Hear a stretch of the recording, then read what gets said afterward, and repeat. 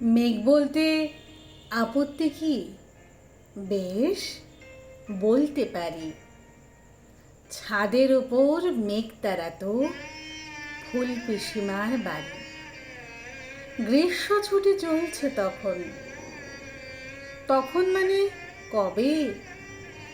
আমার যদি 14, মেঘের 16-17 হবে। ছাদের থেকে হাতছানি দিত। ক্যারাম খেলবি? আয়। সারা দুপুর কাহা তকার ক্যারাম খেলা যায়। সেজন্যই জোত চুরি হয়। হ্যাঁ, জোত চুরি হতো। আমার যদি 14, মেঘের 15-16 মতো।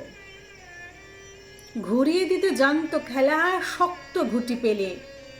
জায়গা মতো সরিয়ে নিত আঙুল দিয়ে ঠেলে।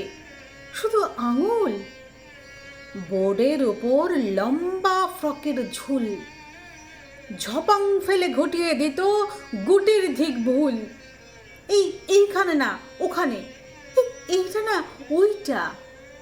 ঝাঁপিয়ে পড়ে ছিনিয়ে নিল ঘুটির বাক্সটা। ঘুটিরও সে প্রথম মরণ। প্রথম মরা মানে বুঝবে শুধু তারাই যারা ক্যারাম খেলা জানে। চলেও গেল কদিন পরে। মেঘ যেমন যায়। কাঠ ফাটা রোদ দাঁড়িয়ে পড়ল মেঘের জায়গায়। খেলা শেখাও, খেলা শেখাও, হাঁপ 31 কাপ। কলসিতে ঠোঁট ডুবিয়েছিল জল তো পুড়ে খাক। খাক সে কলসি আবার পরের বছর জলে। ভরল কেমন তোমায়? ধ্যাত, সেসব কি কেউ বলে?